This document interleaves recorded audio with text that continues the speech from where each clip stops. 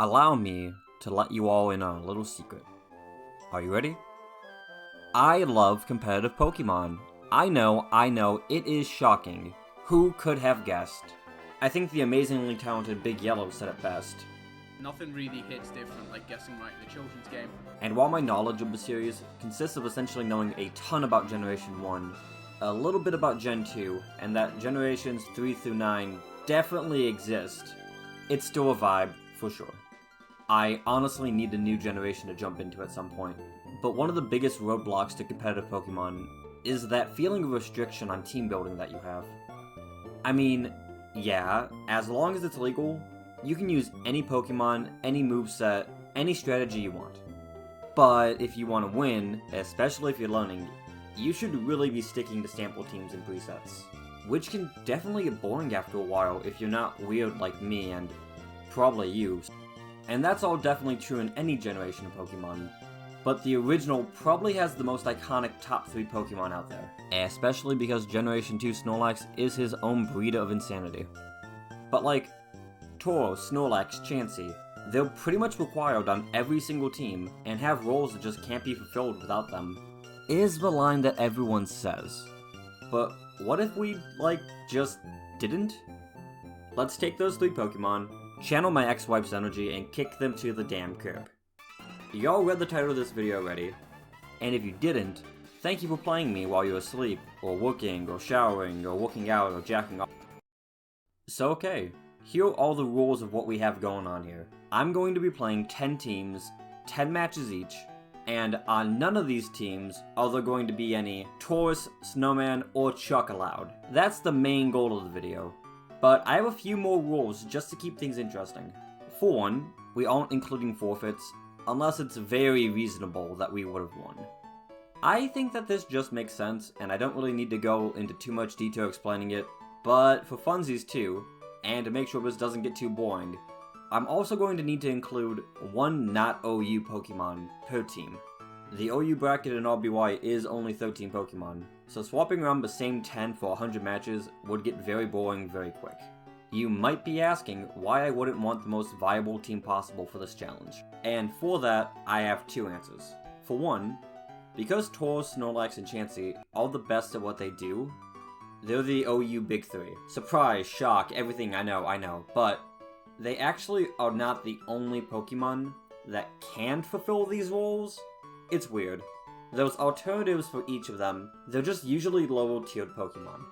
Unfortunately, this does mean that using them in OU play isn't the best idea, but my second reason is that this whole video is a bad idea, so who cares? Also, less of a rule, more just for the sake of the runtime of this video.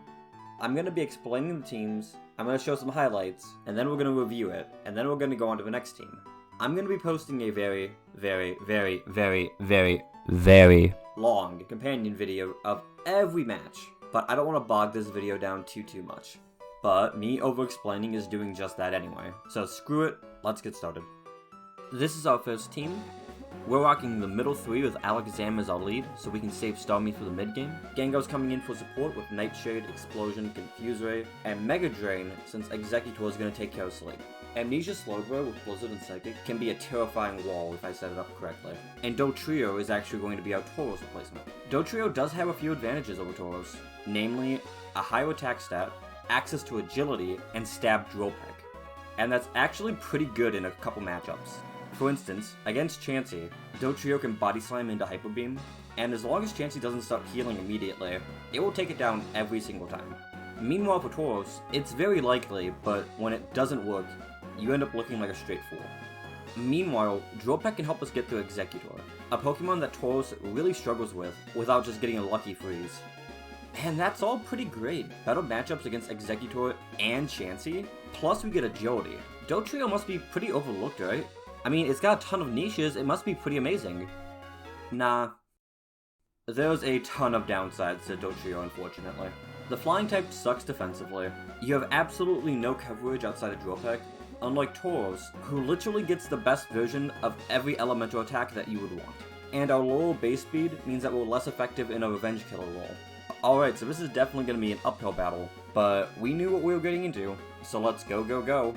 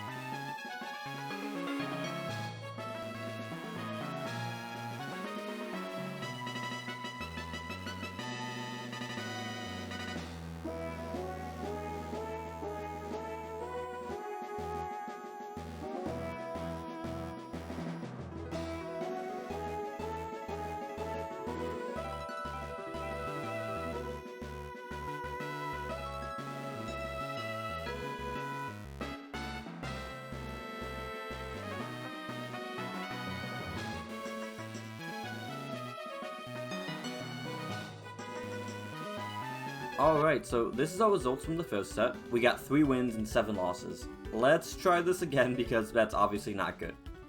Let's keep Dotrio for another round. I think that it definitely has something to prove. Its damage output is pretty good honestly, but keeping it around just isn't the easiest thing in the world. I feel like the team just isn't very compatible. So let's do a couple changes and see if we can get our bird to flap just a little bit further. Our first team had too many psychic types, while also not having a really good Starmie removal strategy, which is a big deal, as Starmie is always rocking a super effective move against Dotrio. We're also struggling hard against Zapdos, with most of our team just completely folding into it. We're gonna swap out Alakazam for Jolteon as our new lead, because I think having an anti-lead is gonna be a great way to start off our weird-ass team. It'll hopefully at least scale Starmie out, and is also a great check for Zapdos. And because we now have a designated electric type, Starmie's gonna get Psychic over Thunderbolt, but on the flip side, we're gonna have Gengar pick that up over Nightshade. Yeah, I know I'll probably regret this just as many times as I don't. I've been divorced. Let's just see how our second team goes.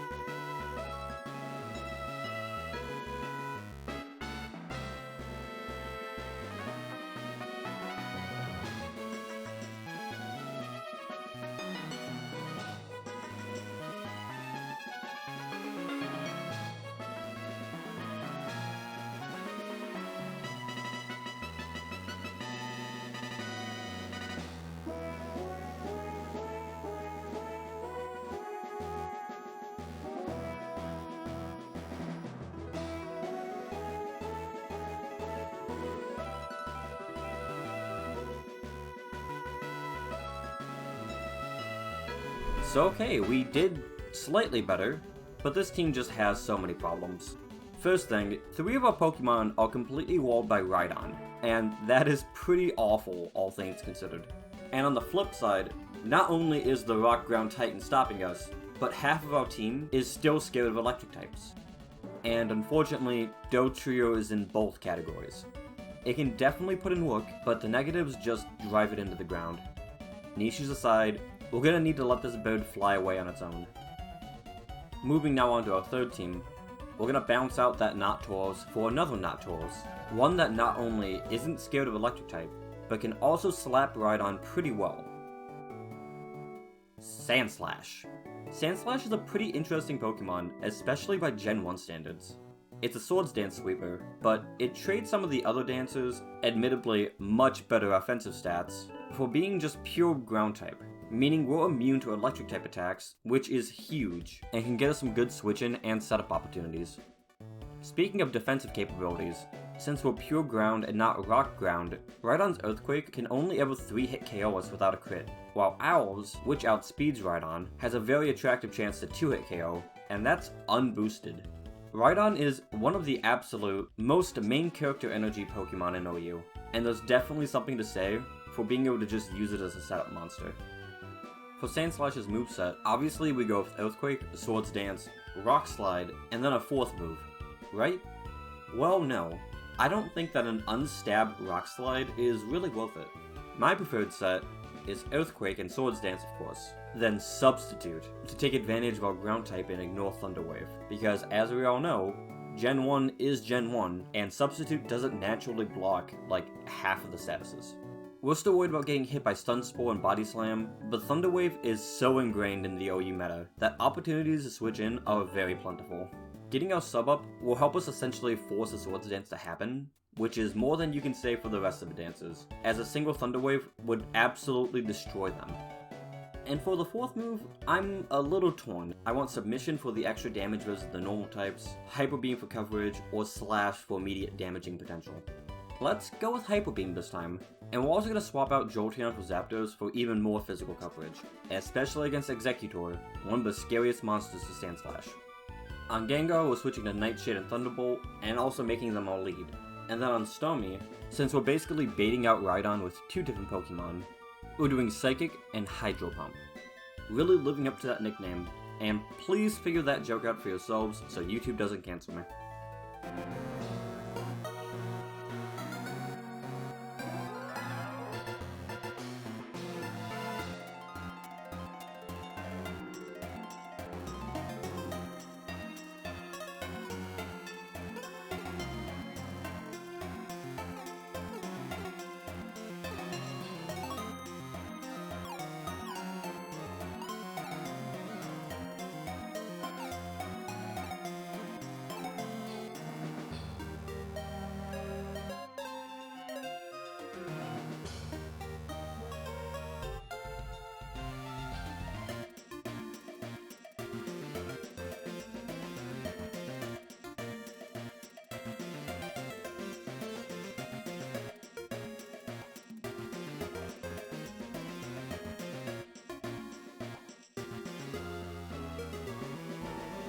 So this is a really bad opening matchup.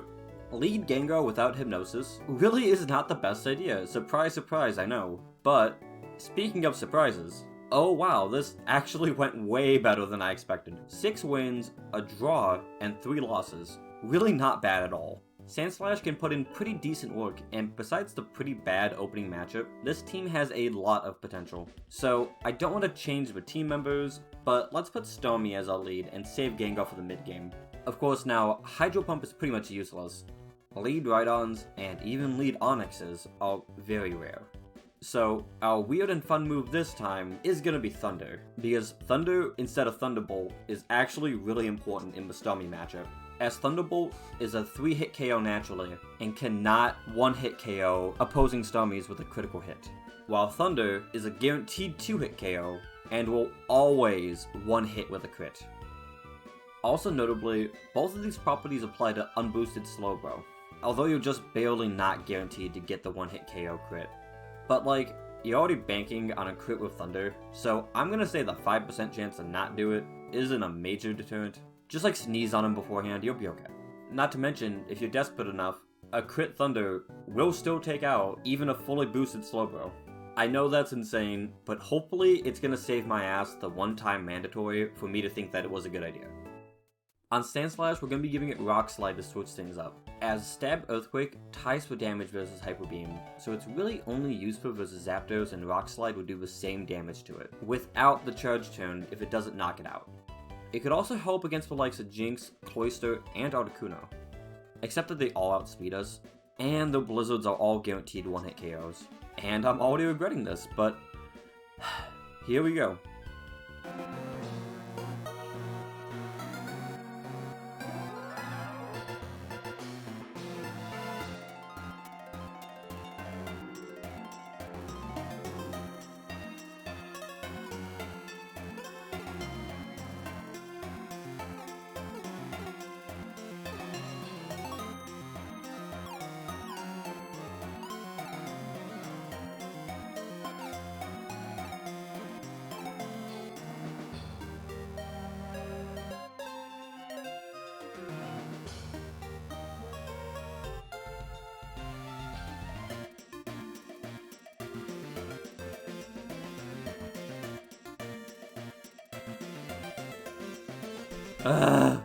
Okay. So, something with the last change was a bad idea. We're down to an even 5-5 now. I can feel that this team is so close though, so let's give it one more chance before we give up on the little rodent. Bye bye Zapdos, welcome back Captain Spoons. Also Sandslash gets Hyper Beam back because I hate Rock Slide, and we'll need some extra power versus some relevant threats. Like for instance, I forgot Executor resists Earthquake. Maybe.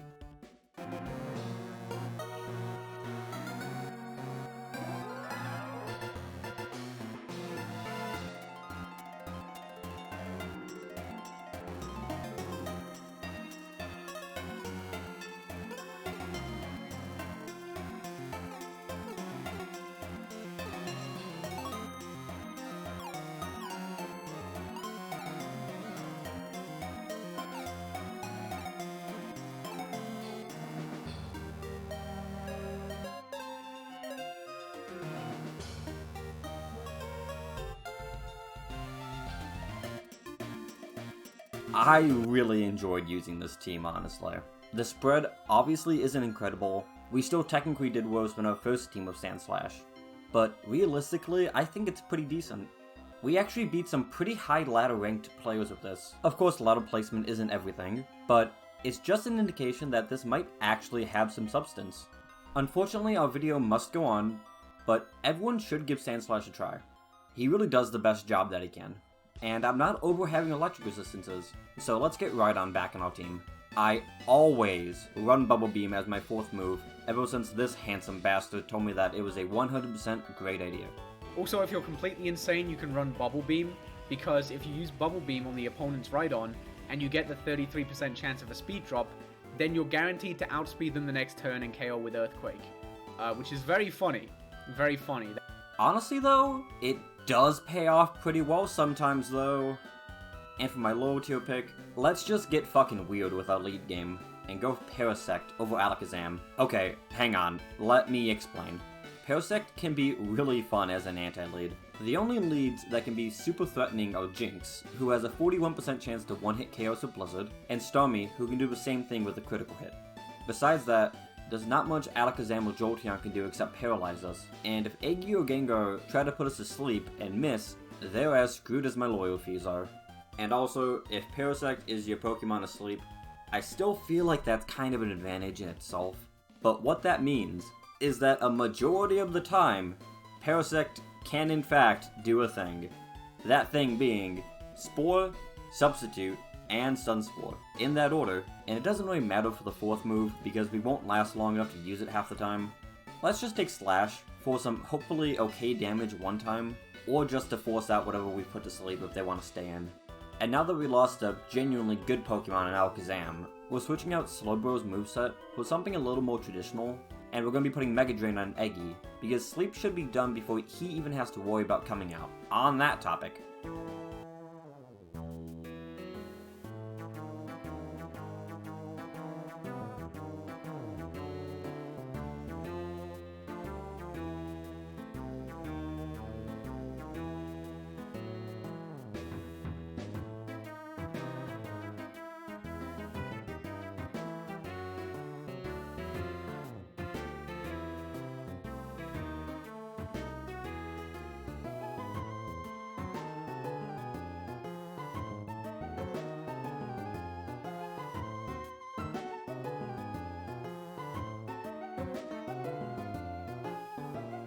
Alright, so that went not well. I forgot that Slash doesn't always crit because our speed is ass, but that's not the only issue on this team. I mean, look at it! Who are the physical attackers here? Rhydon, and our 2 grenades, and maybe 1 Slash off Parasect? Yeah, this team was never gonna be great. So let's try to make another one that is. Okay, so the only Pokemon that's gonna stay exactly the same is gonna be Rhydon. Exeggutor is going back to being our sleeper. Alakazam is coming back to be a normal lead set, because we actually are going to have a ton of coverage with our team, so for once, I actually want Zamzam over Starmie. Besides that, we have Zapdos being Zapdos, along with Persian, which, if you watched my previous video, help me in the algorithm, you'll know this set pretty well. And then we're basically replacing Gengar's role on our team so far with Cloyster. Come out, wreck stuff, annoy people, and explode. Easy, fun, and our explosion does slightly more damage than Gengar's, which can definitely be helpful, especially with clamp support. I'm genuinely excited to see our 7th team in action. Let's see how they shape up.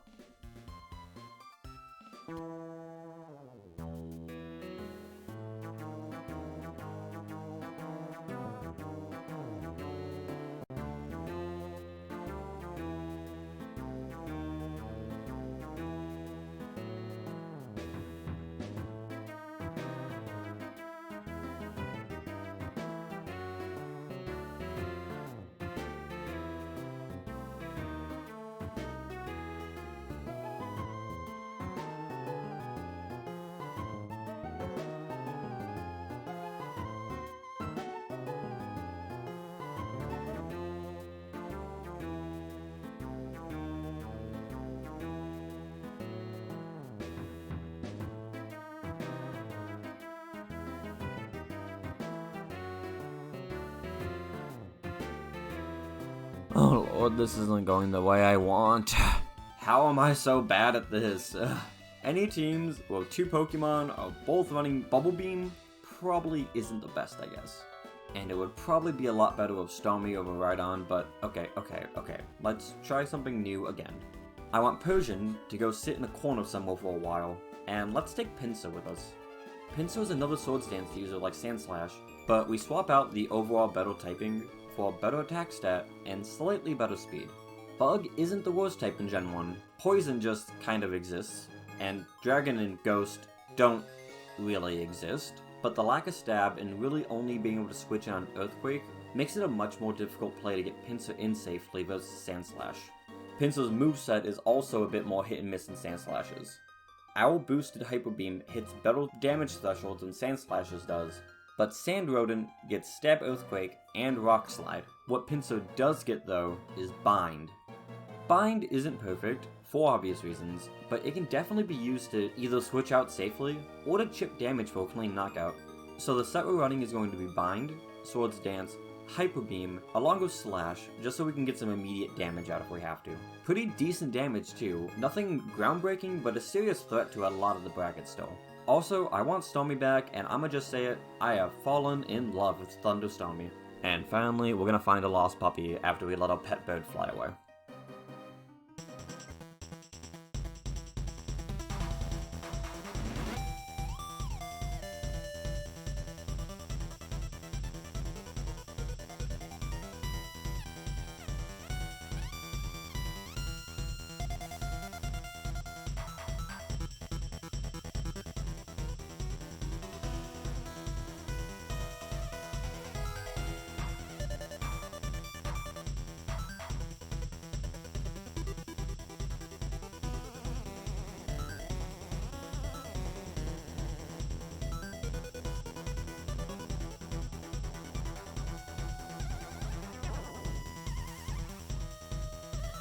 Okay, flat even isn't perfect, but I'll take the improvement.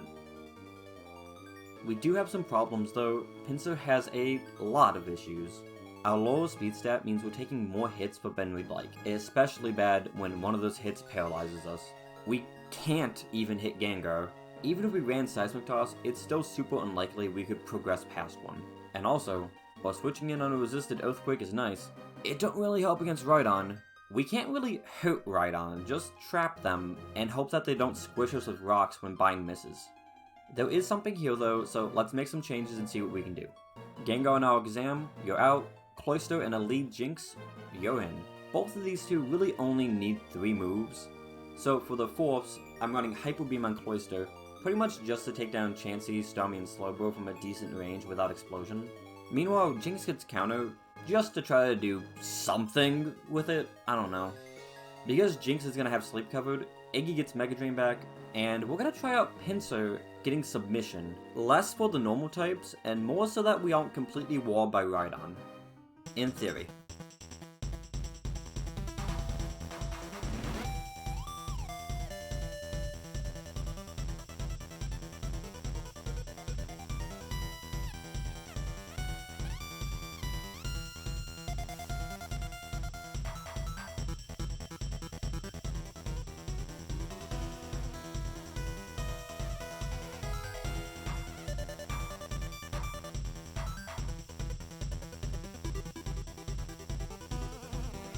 I am really starting to feel the regret of making this video. It feels like I'm losing my magic and that there's only one chance I have left. I'm really going to try to use everything that I've learned so far, and make my last team one that can hopefully do the best out of all of them. And I think that I've done it. I am vaguely confident here, which is more than I can say for the rest of the video so far. So, some of you guys might remember my Moltres video.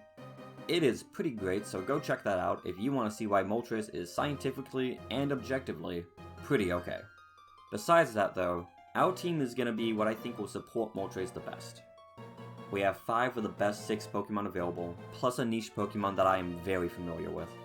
We've got 3 Paralysis Spreaders, 2 of the Legendary Birds, the best Sleeper in the game, 2 Exploders, 2 Trappers, and Rhydon.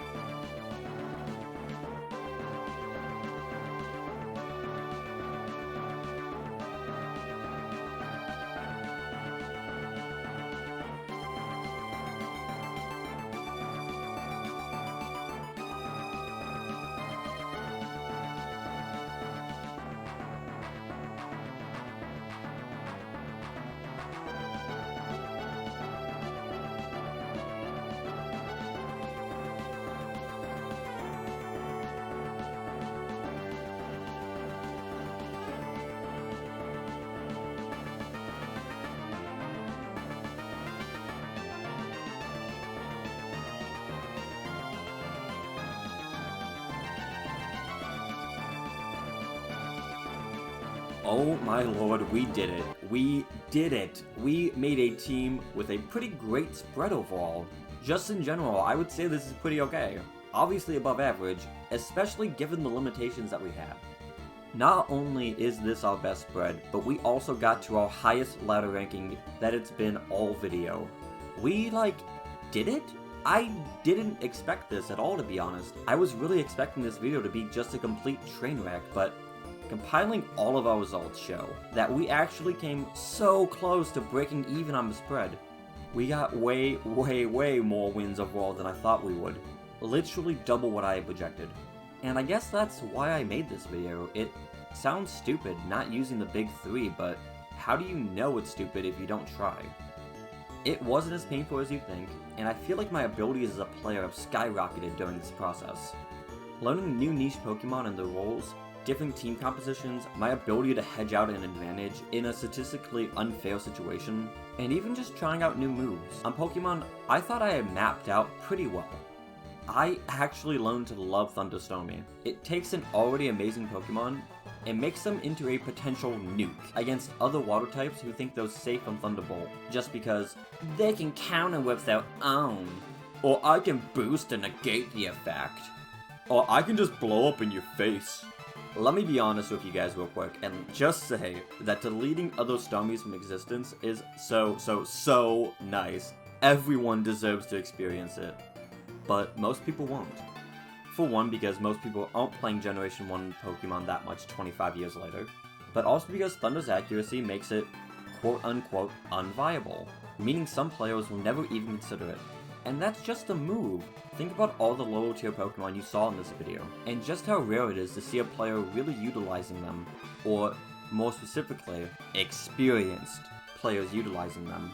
Which is definitely a shame because, like I mentioned at the beginning of the video, blindly following a meta this old and the viability rankings will inevitably sap your creativity and want to return for more.